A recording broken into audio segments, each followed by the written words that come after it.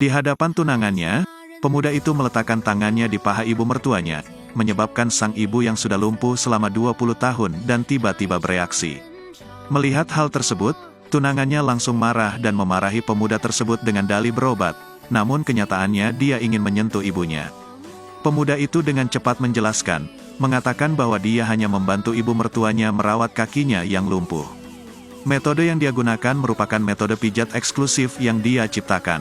Namun tunangannya tidak mempercayainya, dia pikir dia tidak bisa hanya mengandalkan pijatan untuk menyembuhkan kakinya yang telah lumpuh selama bertahun-tahun. Yakin jika perawat itu punya niat buruk, dia mengusir anak itu keluar rumah. Tak disangka, setelah itu, dia ditampar wajahnya. Kaki sang ibu secara ajaib sembuh. Ketika anak laki-laki tersebut menanyakan alasan mengapa kakinya lumpuh, dia mengetahui bahwa hal itu dilakukan oleh musuh yang membunuh ayahnya. Ternyata beberapa tahun lalu, penjahat menariknya dan merampas warisan pemuda itu.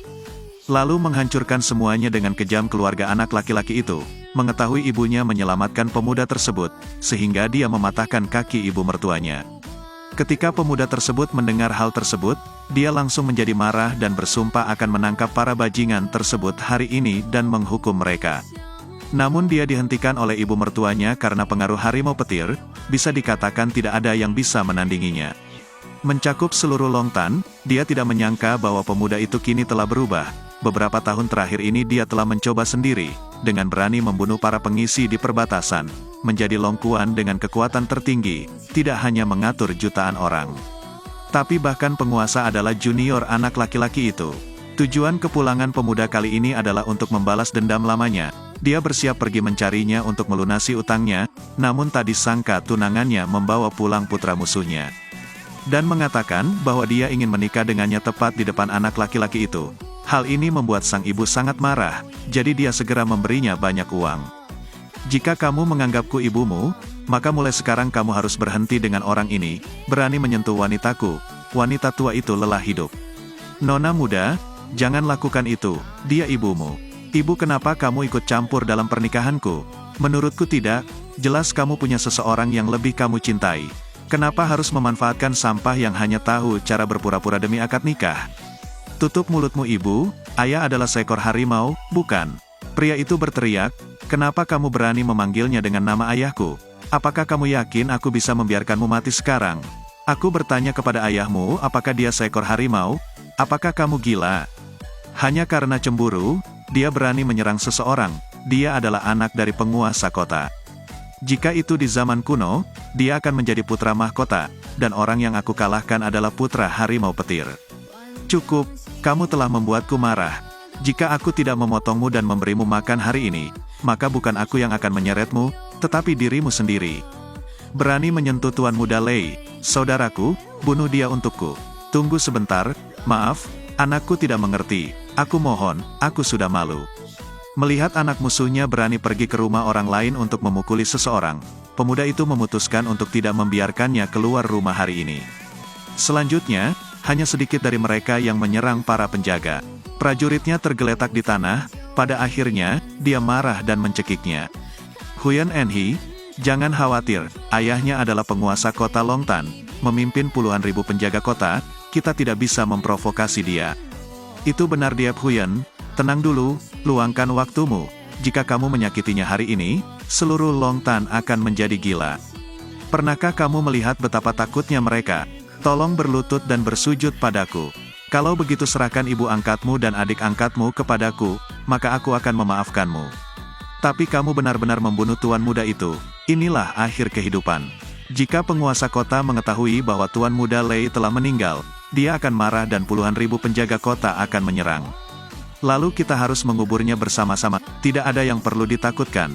Tentara di bawah komandoku akan memberi perintah pada sore hari, dan Longtan akan dihancurkan berkeping-keping. Dan kamu masih ingin menyombongkan diri seperti itu. Kamu mengira penguasa kota hanya memiliki penjaga kota. Dia juga memiliki 3 ahli seni bela diri kelas atas. Aku mendengar bahwa dia adalah seorang ahli seni bela diri. Orang yang sangat kuat yang masing-masing dapat menghancurkan sebuah benteng. Huyan Enhi, tolong dengarkan ibumu dan secepatnya berlari. Ibu akan bilang dialah pembunuhnya. Bagaimanapun, ini nyawa ibuku, dia harus diselamatkan. Diep Huyan, biarkan aku mengurus apa yang kamu lakukan. Halo, siapa kamu? Mengapa ada telepon anakku? Aku Diep Huyen, bagaimana dengan anakmu? Aku sudah turun untuk menunggumu, kamu adalah iblis yang cukup beruntung bisa melarikan diri beberapa tahun yang lalu. Kamu sungguh berani, karena kamu berani menyentuh anakku, tunggu aku, orang ini akan membunuhmu hari ini.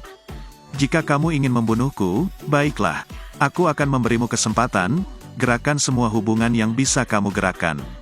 Suatu hari kemudian, akan terjadi pertempuran yang menentukan di puncak Long Tan. Apakah kamu benar-benar gila, bergerak untuk menantang Master? Long Tan sudah lama menderita karena harimau, besok aku akan memberikan Long Tan kehidupan yang damai. Ibu Yen Enhi, jangan khawatir. Tunggu sampai aku tiba di janji temu dan aku akan kembali untuk menemui kalian semua.